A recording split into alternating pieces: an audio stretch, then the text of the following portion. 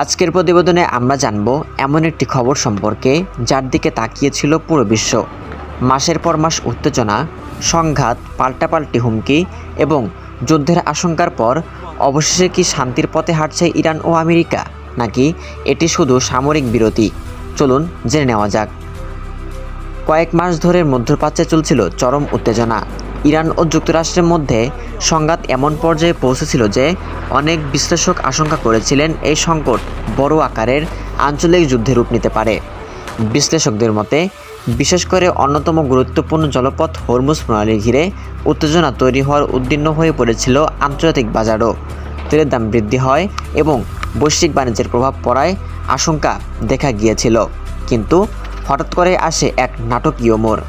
সর্বশেষ তথ্য অনুযায়ী যুক্তরাষ্ট্র ও ইরান একটি সমঝোতা স্মারক বা মেমোরেন্ডাম অফ আন্ডারস্ট্যান্ডিং এ পৌঁছে গিয়েছে, যার লক্ষ্য হলো চলমান সংঘাতের অবসান ঘটানো এবং শান্তি প্রতিষ্ঠার পথ তৈরি করা।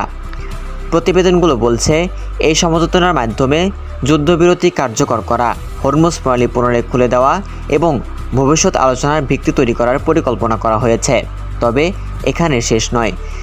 বিশেষজ্ঞরা বলেছেন, এই চুক্তি এখনও একটি প্রাথমিক কাঠামো, অর্থাৎ সব সমস্যার সমাধান এখনও হয়ে গেছে বলে এমনটা বলা যাবে না। ইরানের পারমাণবিক কর্মসূচি, নিষেধাজ্ঞা প্রত্যাহার, আঞ্চলিক নিরাপত্তার মতে গুরুত্বপূর্ণ বিষয়গুলো নিয়ে এখনও আলোচনা বাকি রয়েছে। এদিকে এই সমঝোতার খবর প্রকাশের পর বিশ্ববাজারও ইতিবাচক প্রতিক্রিয়া দেখা গিয়েছে।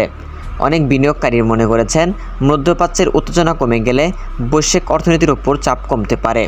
তবে সবই যে চুক্তিতে সম্ভব এমনটা নয়। কিছু দেশ এবং বিশ্লেষক এখনও সতর্ক অবস্থায় রয়েছেন।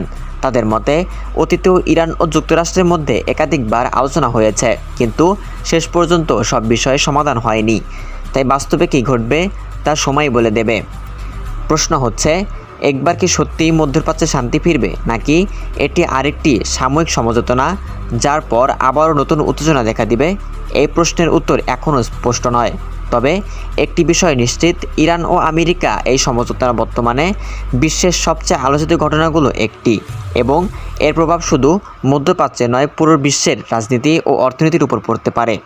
আপনার কি মনে হয়, ইরান ও আমেরিকা এই সমঝোতা নাকি স্থায়ী শান্তি চুক্তিকরণ করবে, নাকি কেবল সাময়িক বিরতি? আপনার মতামত কমেন্টে জানাতে ভুলবেন না।